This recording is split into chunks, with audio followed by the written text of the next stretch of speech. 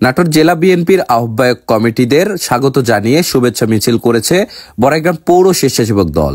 সোমবার বিকেলে বড়াইগ্রাম পৌরসভা থেকে শুভেচ্ছা মিছিল বের করে বাজারের বিভিন্ন সড়ক প্রদক্ষিণ করে বাজারে একটি পথসভা অনুষ্ঠিত হয়। এ সময় বড়াইগ্রাম পৌর আহ্বায়ক নয়নের সভাপতিত্বে উপস্থিত ছিলেন উপজেলা স্বেচ্ছাসেবক দলের সদস্য সচিব মিজানুর রহমান, সদস্য সচিব শাহিন খলিফা, বনপাড়া পৌর স্বেচ্ছাসেবক দলের সদস্য সচিব মাহমুদুল হাসান মেমন সহ দলের বিভিন্ন স্তরের নেতৃবৃন্দ।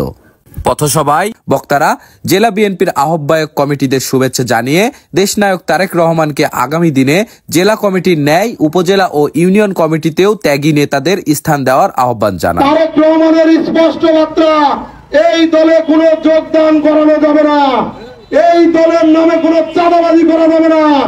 যদি আপনারা কেউ নতুন করে যোগদান করেন, চাঁদাবাজি করেন, দলের ক্লিন ইমেজ নষ্ট করেন, তাহলে আজকে আপনাদের সামনে দাঁড়িয়ে থেকে আমরা বক্তব্য দিচ্ছি, আগামী দিনে আপনি এই হলরুমে থাকতে নাও পারেন, বলেছিল না?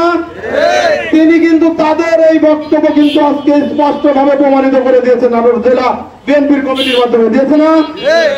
যারাই পাওয়া না পাওয়ার বেদনায় কষ্ট নিয়ে দিন যাপন করছেন, আমি তাদের উদ্দেশ্যে বলবো, আপনারা নাটোর জেলা বিএনপির দিকে তাকান। বর্তমান কমিটিতে কিভাবে প্রিনিবেদের নেতাদের মূল্যায়ন করা হয়েছে।